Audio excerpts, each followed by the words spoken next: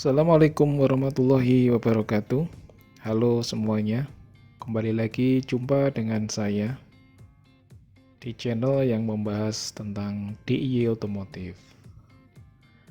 Pada video kali ini saya akan men-sharing bagaimana cara mengcloning ECU Engine Control Unit. ECU yang saya cloning nanti ECU dari All New Picanto tahun 2011 bertransmisi otomatis. Kenapa saya harus cloning? Karena ECU Matic saya bermasalah. Masalahnya sebenarnya sederhana waktu itu. Ngelok di gigi 3 dan menyentak pada saat perpindahan gigi dari posisi P ke R. Nah, ini sebenarnya bisa di-clear dengan cara mereset pakai engine scanner. Tetapi pada saat itu saya masih awam. Saya pikir masalah di sisi transmisinya, bukan di sisi ECU-nya. Karena saya beranggapan ECU itu perangkat elektronik yang jarang rusak. Jadi saya membongkar atau men-troubleshoot di sisi transmisinya. Saya bongkar semuanya. Saya cek solenoidnya, saya tes satu persatu, kemudian saya pastikan wiring harness di dalamnya masih bagus, koneksinya, terminal soket-soketnya masih oke. Kemudian saya ganti oli matic yang baru, kemudian saya rakit kembali, saya pasang. Ternyata masih tetap problem yang sama, ngelok di gigi 3 dan nyentak pada saat pindah gigi di posisi R ya. Akhirnya pada suatu kesempatan saya coba DIY, saya lepas ECU dari mobil pada saat mobil itu masih running engine-nya. Karena saya kurang hati-hati, terjadi short circuit, tegangan tinggi masuk, saya pun sempat kesetrum dan ECU matic saya akhirnya rusak. Tapi ECU engine-nya tidak rusak. Jadi posisi pada saat itu engine running terus walaupun terjadi short circuit. Akhirnya saya bongkar ECU saya cek dalamnya, ternyata ada yang rusak, jalur PCB-nya ada yang terbakar, dan bisa dipastikan prosesor IC matic-nya rusak. Saya coba connect dengan engine scanner, hanya bisa komunikasi dengan ECU engine. ECU matic tidak ada komunikasi. Akhirnya harus cari pengganti ECU yang baru. Saya coba browsing, ada ECU baru tapi harganya mahal ya, hampir 10 juta. Kemudian cari yang second, nggak dapat. Kemudian mau saya kirim ke jasa repair, saya ragu-ragu ya, karena yang rusak adalah IC prosesornya. Jadi harus diprogram ulang. Jadi kalau jasa repairnya nggak punya program yang telah tersimpan, kemudian harus di flashing ke IC yang baru, itu sama saja, bukan menyelesaikan masalah, hanya masalahnya makin lama gitu. Akhirnya saya putuskan saya harus mengcloning, mencari CPU bekas yang murah. Nah, saya dapat CPU bekas ya, harganya nggak terlalu mahal, dapat dari luar, tapi kodenya berbeda dengan ECU yang ada di Indonesia. ECU All New Picanto yang ada di Indonesia itu serialnya A04. Kemudian ada kode lain 39110-03420.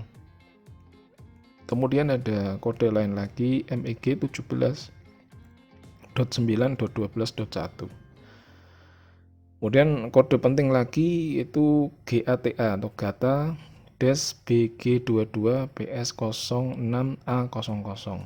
GATA di sini saya asumsikan gasolin ya, untuk engine gasolin dan automatic transmission. Nah, jadi pedomannya saya harus cari serial GATA dan angka 39110. Untuk angka yang lain boleh berbeda, nggak ada masalah. Yang penting itu tadi, GATA 39110, dan satu lagi yang penting MEG 17.9.12.1. Ini juga penting ya. Akhirnya saya dapat ECU lain dari eBay. Nah, ECU-nya seperti ini. Kodenya A19 39110 03455, GATA BE52QS06A00. Jadi ada serial yang berbeda dengan ECU yang ada di Indonesia. Tapi secara fisik sama persis. Yang beda hanya di programnya.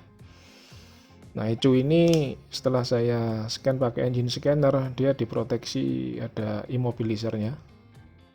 Kemudian ada fungsi smart key-nya. Itu di sisi EEPROM-nya. Kemudian sisi map-nya jelas berbeda, dia injection timing dan duration-nya pasti berbeda. Kemudian ignition durasi timingnya juga berbeda, cold start dan lain-lain juga berbeda. Jadi artinya apa? ECU engine ini harus diprogram ulang dengan program yang diambil dari ECU yang sebelumnya. Untuk ECU matic-nya tidak saya apa-apakan. Jadi saya hanya flashing untuk ECU engine-nya. Jadi ECU matic programnya masih pakai bawaannya dari ECU bekas ini. Nah, sebelum melangkah lebih jauh, baik kita lihat anatomi dari ECU ANP matic ini. Setelah kita buka bagian cover bawah, kita akan melihat PCB board yang dipasang komponen elektronik sini. Secara fisik bisa dibagi dua ya di ECU ANP ini, pengendali untuk transmisi dan pengendali untuk engine.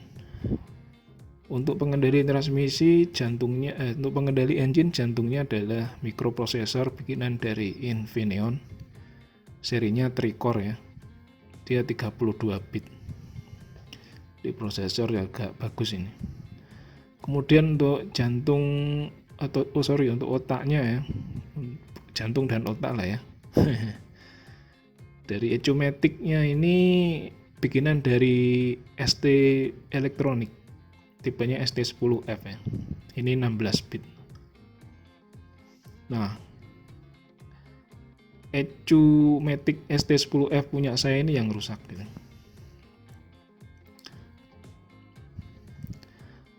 Nah, untuk lain-lain, untuk engine ya, ini ada ignition driver, ini ada transistor IGBT. Ini kalau ada masalah di pengapian berarti masalahnya di engine. Kita bisa telusuri di awal dengan cek transistor IGBT-nya. Kemudian ada driver ini, IC driver untuk injektor, throttle dan lain-lain. Nah, ini adalah bagian bawah, bagian bawah dari ECU. Kemudian bagian atasnya apa? Bagian atas dari ECU, kalau kita bagi dua, transmisi dan engine, ini ada komponen penting yang sering mengalami masalah gitu. Yang pertama, solenoid driver. Solenoid driver ini ada dua IC yang connect langsung ke solenoid untuk membuka atau menutup solenoid, tetapi sinyal bekerja adalah BWM ya, dari 0 sampai 100 duty cycle. Dan IC ini dilengkapi sensor overload current. Jadi kalau kelebihan arus, dia akan memproteksi dirinya untuk mengunci ke limp mode, jadi posisi aman, yaitu ngelock di gigi 3 supaya IC ini nggak terbakar gitu. Di ANP itu ada 6 buah solenoid kalau nggak salah ya. Nah, itu dikendalikan dari driver ini. Nah, sebenarnya IC driver ini kalau secara fisik nggak rusak, dia akan ngunci ke gigi 3, itu kita bisa reset dan bisa balik normal lagi gitu. Dengan catatan sisi transmisi sudah dibetulin dulu. Biasanya solenoidnya bermasalah atau paling sering adalah olinya itu tidak sesuai spek. Sehingga kerja solenoid itu terlalu berat yang pada akhirnya akan mengambil arus besar.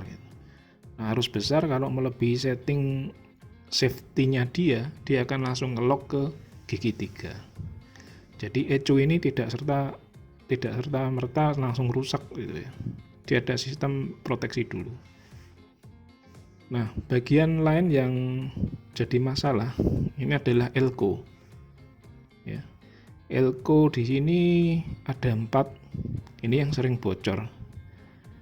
Karena apa? Karena ECU ini dipasang di dekat mesin.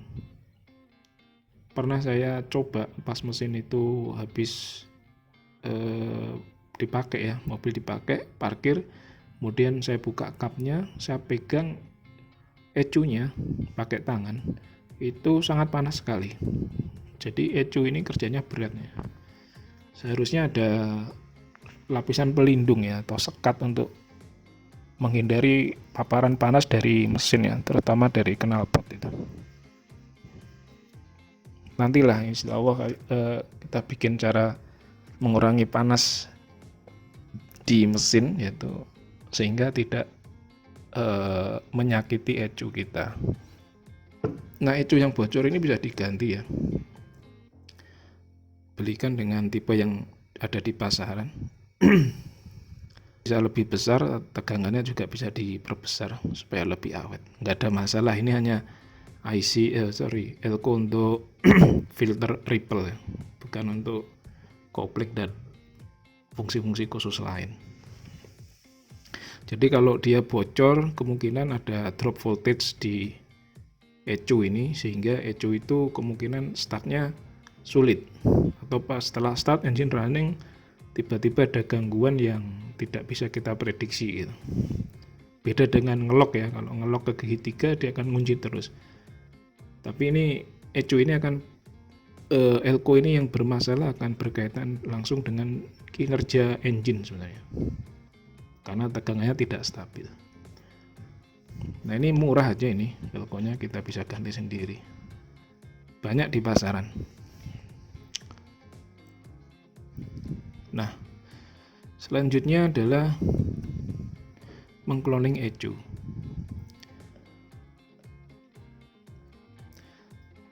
Yang saya lakukan adalah mengeflash ECU engine ya, ECU matic-nya tidak. Jadi ECU matic tidak saya apa-apain. Jadi ECU yang datang itu program matic-nya tidak saya apa-apain. Yang saya timpa ulang adalah program di sisi ECU engine-nya. Saya timpa dengan program dari ECU engine yang lama. Tapi untuk dokumentasi saya filing dulu, ambil ECU lama, kita simpan di komputer, dan juga ECU yang baru kita simpan di komputer sebagai dokumentasi. Setelah itu kita flash ECU baru dengan EEPROM dan map dari ECU lama. Alat yang kita gunakan toolsnya adalah Keytec ya. Dipakai hardware Keytec, softwarenya pakai Keysuit ya. Untuk petunjuk cara cablingnya, koneksi ke terminal ini bagaimana di ECU itu sudah ada gambarnya, sudah ada petunjuk pada saat kita eksekusi program Keysuit yang terkonek dengan Keytec. Jadi program ini tidak bisa dibuka tanpa terkoneksi dengan adapter atau adapter Keytec-nya gitu. Nah, pada saat kita ngambil data, ngambil program, ECU ANMP itu tidak ada di listnya Keysuit ya. Saya coba satu-satu, kemudian dapat protokol P339, ini yang saya gunakan. Jadi Menggunakan protokol P339 ini bisa komunikasi dengan ECU ANP. Kemudian lakukan proses reading dan kita save, kita simpan program itu. Nanti akan ada pilihan mau dijadikan satu atau dipisah filenya. Saya pilih dipisah aja. Dipisah antara program EEPROM dan program untuk mappingnya itu dipisah. Nah, setelah dipisah, kemudian kita simpan program itu di komputer.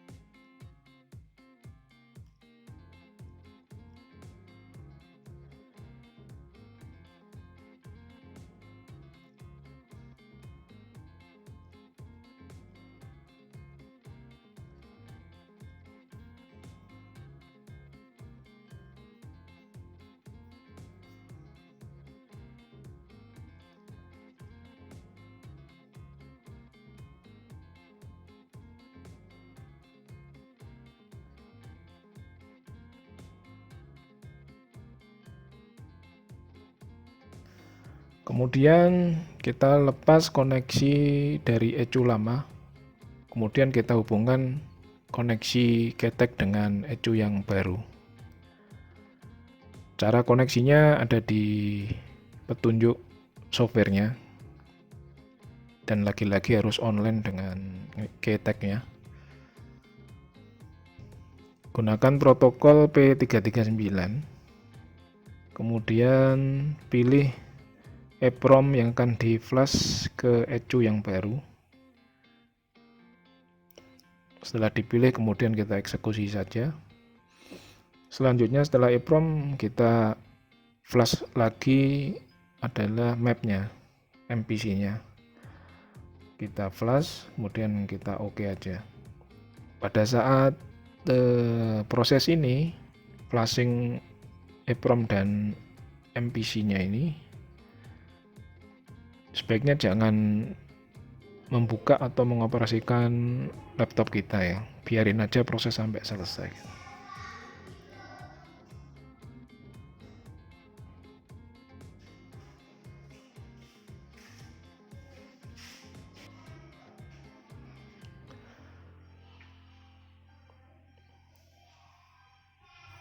Nah, setelah selesai wiring, selesai flashing, kita kemas lagi, tutup covernya, kita pasang di itu cover ECU-nya, kita pasang mountingnya di ECU di mobil. Coba kita start dan alhamdulillah bisa. Demikian tips dari saya, mudah-mudahan bermanfaat. Wassalamualaikum warahmatullahi wabarakatuh.